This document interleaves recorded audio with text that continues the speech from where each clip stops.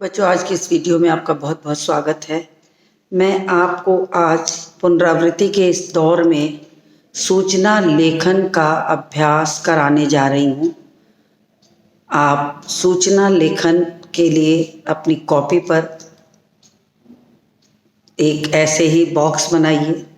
इसके लिए जो आवश्यक बातें हैं वो पहले मैं आपको बता दूं कि सूचना लेखन में आपको क्या क्या ध्यान में रखकर चलना है। तो सबसे आवश्यक बात है कि सूचना लेखन जो है वो 5 अंक में आपको आता है और इस 5 अंक में आपको 5 अंक तभी मिल सकते हैं जब आप उसके लेखन का स्वरूप, उसका प्रारूप सब कुछ बिल्कुल सही किए होंगे। तो लेखन के लिए, सूचना लेखन के लिए आपको कौन कौन सी आवश्यक बातें ध्यान में रखनी होंगी वो ध्यानपूर्वक सुन लीजिए, क्योंकि कोई भी सूचना लिखने के पहले आपको सबसे पहले प्रश्न को अच्छी तरह समझना होगा कि सूचना किस संस्था के द्वारा लिखी जा रही है, सूचना का मुख्य विषय क्या है, साथ ही साथ उसके किसके तरफ से वो सूचना दी जा रही है और सूचना में कौन कौन सी आवश्यक बातें बतानी हैं। ये अगर आप ध्यान में लेकर चलेंगे तो आपकी सूचना का जो विषय वस्तु है वो पूरी तरह से सही होगा। इस बात का आपको ध्यान रखना चाहिए। तो आप प्रश्न को अच्छी तरह से 2 से 3 बार पढ़िए और एक पेंसिल उठा करके आप उसको रेखांकित कर लीजिए कि किस संस्था की ओर लिखा जा रहा है, किस डेट में लिखनी है, सूचना का विषय क्या है और सूचना किसकी ओर से लिखी जा रही है। इन बातों पर आपको विशेष ध्यान देना है। तो मैं ध्यान देने वाले बिंदुओं को यहाँ अलग से लिख रही हूँ, उसको आप ध्यान से देखिए कि ध्यान देने के लिए सबसे पहले किसकी ओर से लिखा है। सूचना यानी सूचना जो है वो किसकी, मैं इसको बाद में बनाऊंगी, तब तक आप लिखिए सूचना किस संस्था की है, संस्था की है। दूसरा चीज हो जाता है कि किस तारीख में सूचना आपको लिखनी है, किस डेट में वो सूचना प्रसारित होगी, तो वो बताना जरूरी है कि किस तारीख या दिनांक लिख सकते हैं, किस दिनांक की सूचना है। तीसरी चीज कि सूचना की जो विषय वस्तु है, सूचना की जो विषय वस्तु है वो क्या है, उसको आप ध्यानपूर्वक देखेंगे। तो सूचना की विषय वस्तु क्या है, ये दिमाग पे लेके चलिए क्या है। चौथी चीज हो गई किसकी तरफ से सूचना जारी है। तो ये 4 चीजें आपको किसी भी सूचना में ध्यानपूर्वक लिखनी है। यदि आपके प्रश्न में सूचना देने वाले का नाम दिया है, संस्था का नाम दिया है, तो सबसे पहले आप सूचना देने वाले का नाम बिल्कुल वही लिखेंगे जो आपके प्रश्न में पूछा गया है। आप उसको परिवर्तित करके या क ख ग या खुद का नाम उस स्थान पर नहीं लिखेंगे।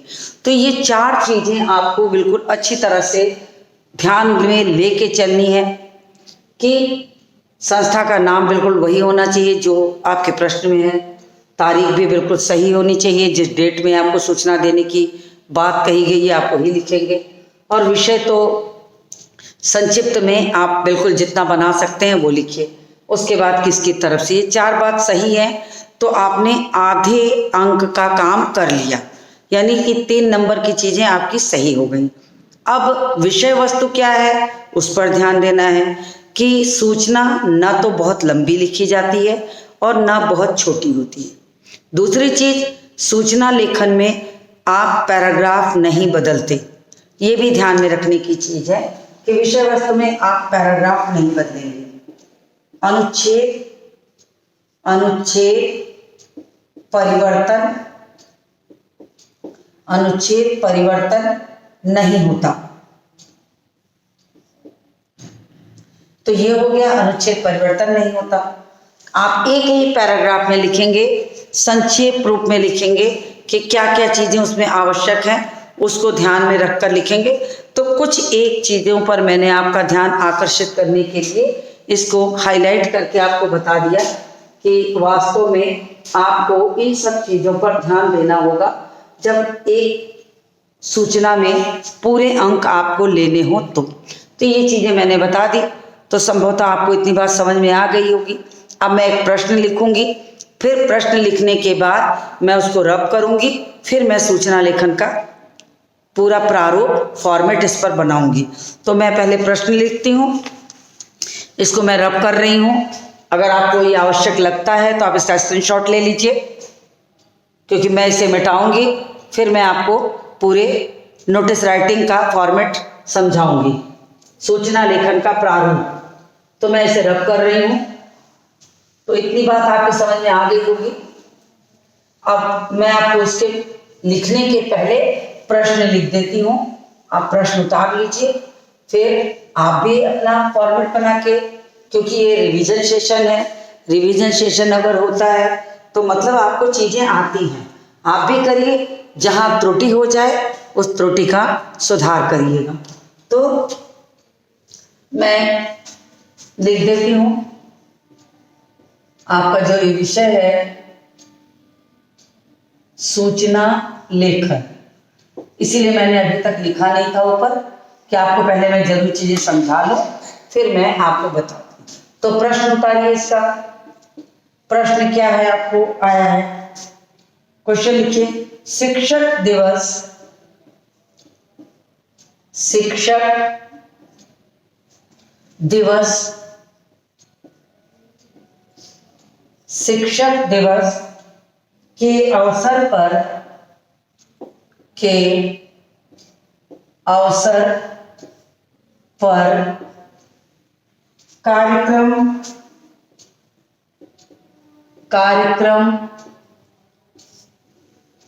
आयोजित करने के लिए, आयोजित करने के लिए, आयोजित करने के लिए आपको संयोजक बनाया गया है। आपको संयोजक, आपको संयोजक बनाया गया है। प्रश्न आप साथ साथ उतारिए, क्योंकि मैं तुरंत इसको रब करूंगी, तब मैं इसका फॉर्मेट आपको सिखाऊंगी। तब तक आप प्रश्न साथ साथ लिखिए। बनाया गया है, कार्यक्रम, कार्यक्रम के बारे में, कार्यक्रम के बारे में विद्यार्थियों, कार्यक्रम के बारे में विद्यार्थियों, कार्यक्रम के बारे में विद्यार्थियों की सभा के लिए, की सभा के लिए,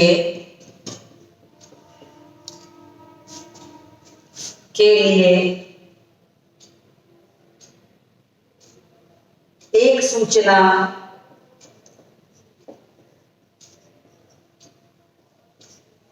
30 शब्दों में प्रस्तुत कीजिए। 30 शब्दों में प्रस्तुत कीजिए, यानी लिखिए, कीजिए। अब आपको ये प्रश्न आप उतार लीजिए, फिर मैं इसको रब करके इसका फॉर्मेट आपको बताती हूँ। आप इसको क्वेश्चन को उतारिए। मैं किनारे हट जा रही हूँ, आप इसको क्वेश्चन को उतार लीजिए। तो बच्चों आपने ये क्वेश्चन उतार लिया होगा, तो मैं इसको रब कर रही हूँ। अब मैं इसका फॉर्मेट बोर्ड पर बनाऊंगी और आप इसको मेरे साथ साथ करिए ताकि आपको अच्छे से सूचना लेखन का प्रारूप समझ में आ जाए, क्योंकि इसमें आपको पूरे अंक तभी मिल सकते हैं जब इसमें एक भी त्रुटियां ना हो। इन त्रुटियों को ध्यान में रख कर चलना होगा। तो सबसे पहले क्वेश्चन पे ध्यान दे दीजिए कि क्वेश्चन है कि शिक्षक दिवस के अवसर पर कार्यक्रम आयोजित करने के लिए आपको संयोजक बनाया गया है। कार्यक्रम के बारे में विद्यार्थियों की सभा के लिए सूचना आपको देनी है 20 से 30 शब्दों के बीच। तो शिक्षक दिवस की बात है, मतलब किसी एक स्कूल का नाम आपको यहाँ लिखना है।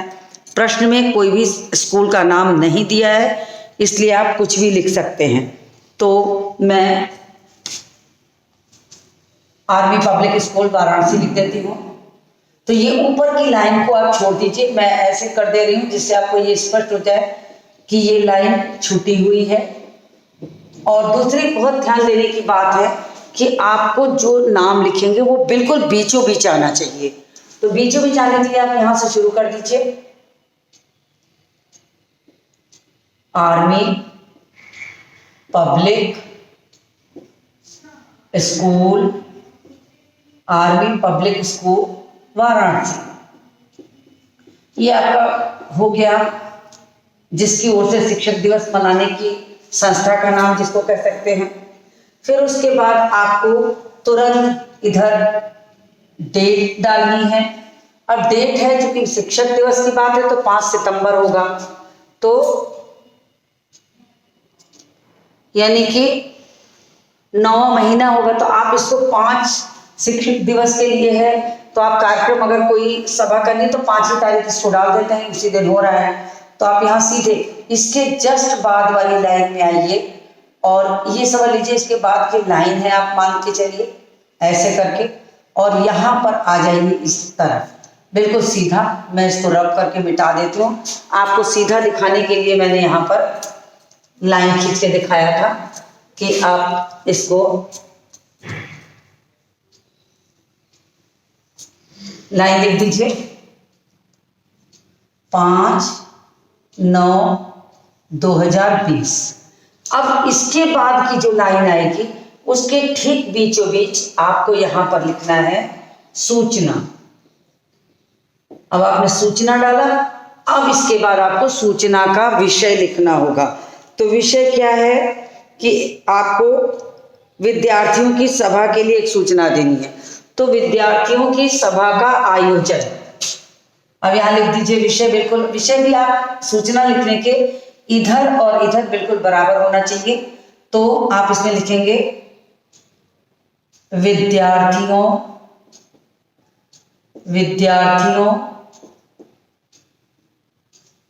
की सभा का आयोजन।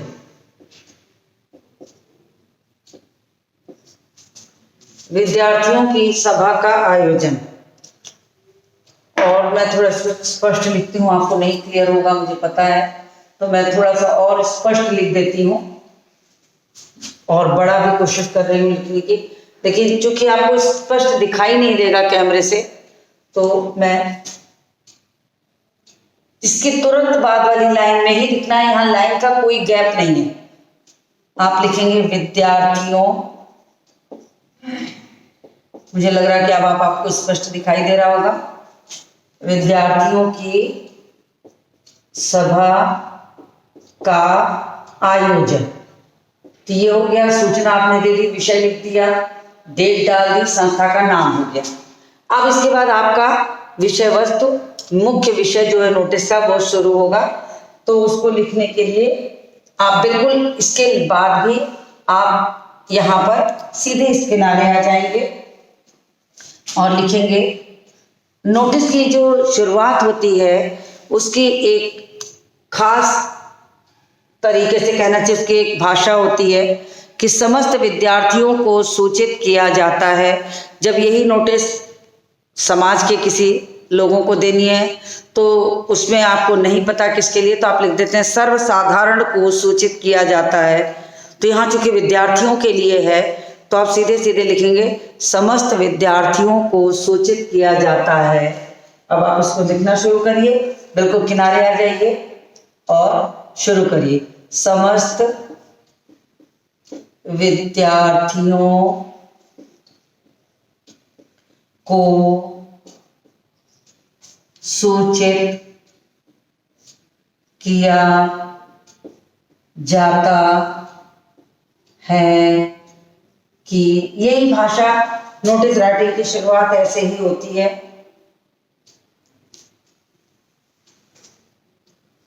कि इस वर्ष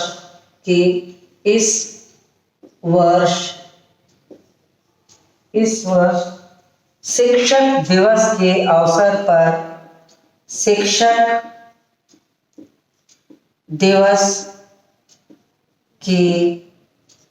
अवसर पर इस वर्ष शिक्षक दिवस के अवसर पर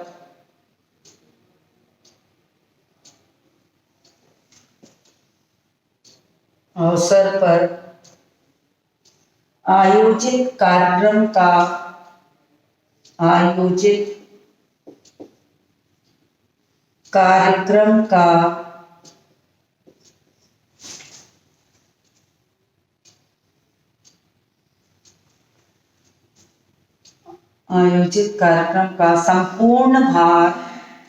संपूर्ण भार विद्यार्थियों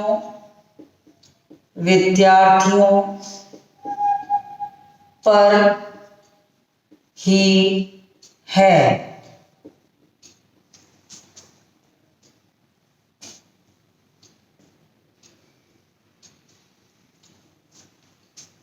जो विद्यार्थी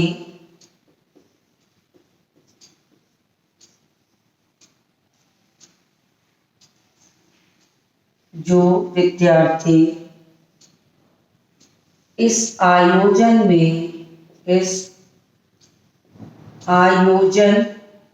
में आपको एक चीज और ध्यान देनी है कि आपको लाइन की शुरुआत से बॉक्स के अंदर आखिरी लाइन, बॉक्स के आखिरी हिस्से तक लिखना है। कोशिश करिए कि बिल्कुल करीब जाके ही वो खत्म हो, तो आपको सही ढंग से समझ में आएगा कि क्या ये लाइन जो है बिल्कुल सूचना की तरह सीधा दिखाई देगा, नहीं तो ये आगे पीछे भी लग सकता है। तो जो विद्यार्थी इस आयोजन में हिस्सा लेना चाहते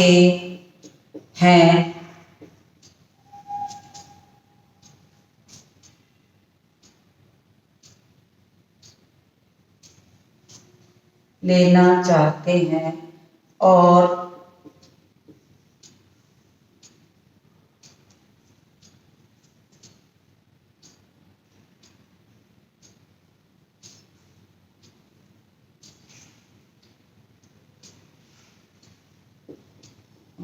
छात्र कार्यक्रम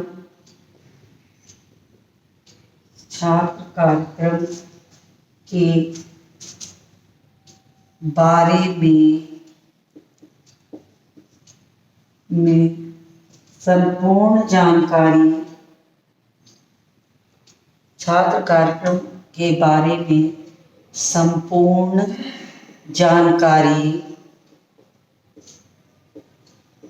संपूर्ण जानकारी प्राप्त करने एवं अपनी भागीदारी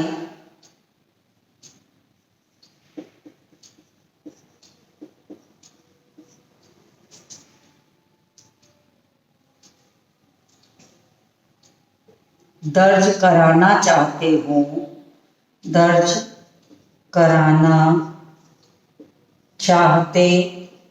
हों वे अपना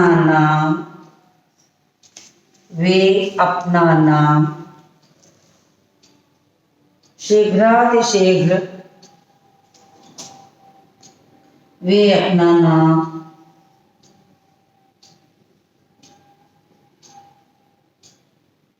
शीघ्र ही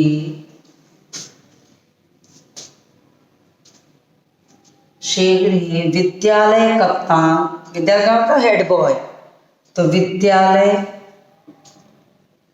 कप्तान को दे। कहने का तात्पर्य क्या हुआ कि आपने सूचना मांगी है।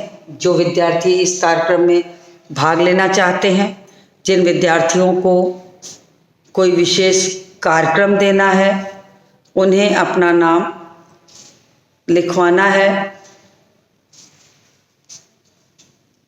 तो इसके लिए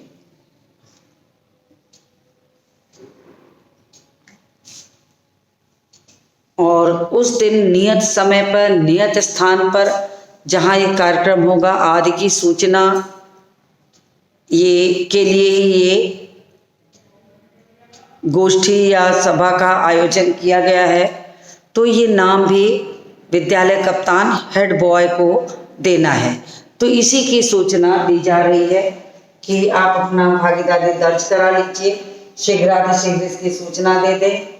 अब आपको इतनी आवश्यक बातें जब आपने लिख ली तो आपको किसकी ओर से ये लिखा जा रहा, जो मैंने पहले ध्यान देने योग्य बातें लिखी थी उस पर ध्यान दीजिए कि मैंने कहा था कि जब आपकी नोटिस खत्म होगी तब उसके बाद आपको उसी क्रम को अंत करने के लिए अंत में जिसकी ओर से ये सूचना दी जा रही है उसका नाम लिखना होगा। लेकिन बहुत बार ऐसा होता है कि बच्चे उसका पद ऊपर लिख के नीचे नाम लिख देते हैं। होना चाहिए पहले नाम लिखिए, फिर आप उसके पद को बताइए। तो यहाँ आपको जो सूचना दी जा रही है वो हेड बॉय यानी विद्यालय कप्तान की ओर से है। तो आप विद्यालय कप्तान का, क्योंकि प्रश्न में कोई नाम नहीं दिया है, तो आप अपना नाम वहाँ स्वयं लिख सकते हैं या आप कोई काल्पनिक नाम भी उस जगह पर लिख सकते हैं।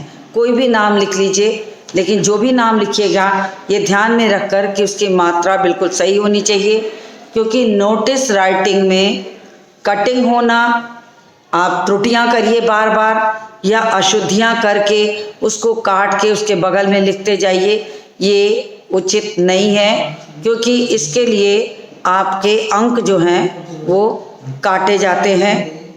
और तो जब पूरी नोटिस समाप्त होगी तो आपको ये ध्यान रखना होगा कि आपको उसके लिखने जिसकी ओर से सूचना जा रही है उसका नाम लिखना है।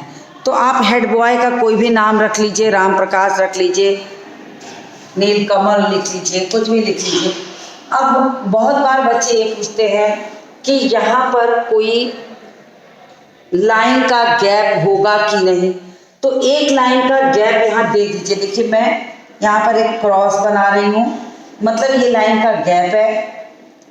उसके बाद ही आप जो लिखेंगे वो सूचना यहाँ देनी जिसकी ओर से है।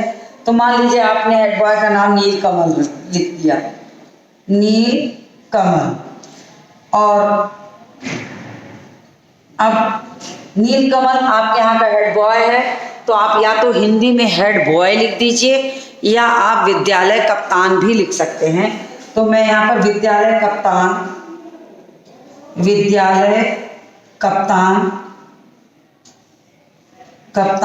लिख रही हूँ।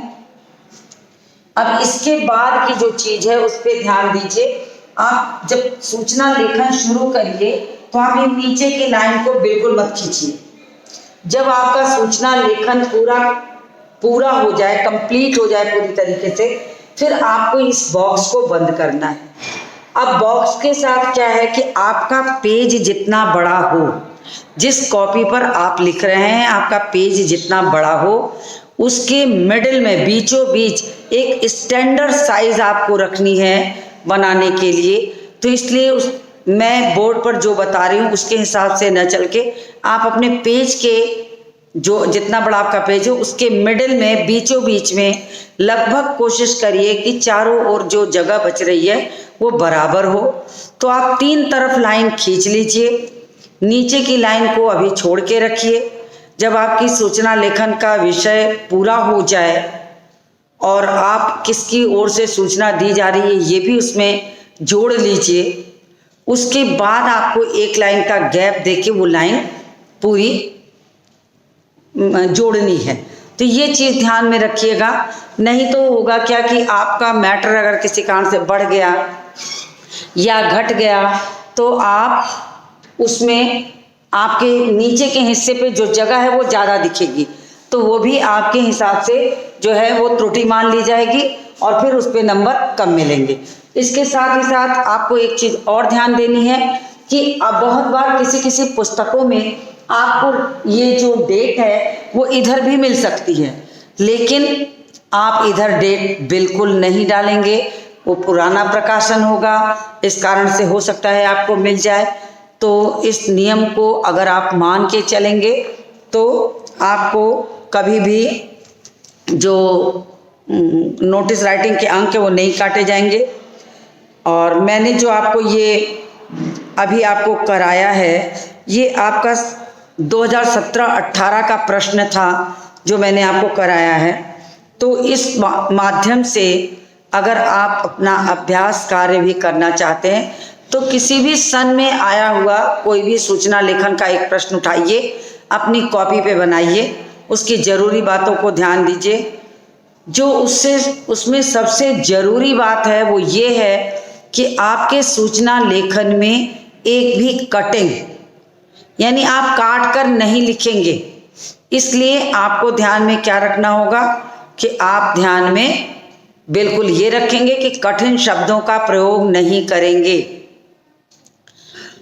शुद्ध सरल भाषा में दी गई जो नोटिस होती है वो ग्राह्य होती है, सभी के लिए ठीक होती है। और ऐसी स्थिति में आप सरल भाषा लिखिए, जन सामान्य की भाषा लिखिए, क्योंकि जन सामान्य की भाषा में दी गई नोटिस जो होती है सबके समझ में आती है कि क्या कहा गया है इस नोटिस में। कार्यालयी भाषा जो होती है वो थोड़ी अन्य भाषा से अलग होती है, उसके शब्द अलग होते हैं। अगर आप ऐसी शब्दों को लिख देंगे तो बहुत बार लोगों को ये समझ में नहीं आएगा कि आपने उसका क्या मतलब लिखा है। और विद्यार्थियों के लिए जिस भाषा का प्रयोग करना है वो भाषा तो बिल्कुल ऐसी होनी चाहिए कि बिल्कुल स्पष्ट हो, सरल हो और सभी को समझ में आने लायक हो। तो इन सब चीज़ों का ध्यान रख करके ही आप पूरे अंक प्राप्त कर सकते हैं। बॉक्स बनाने के लिए आप एक अच्छा सा स्केल लेके लाइन खींच लीजिए और नीचे की चीज़ को जब आपको इसे समाप्त करना है तो थोड़ी सी एक पंक्ति का गैप करिए और उसके बाद आप इस लाइन को मिला दीजिए, तो आपका ये सूचना लेखन जो है वो पूरा हो जाएगा।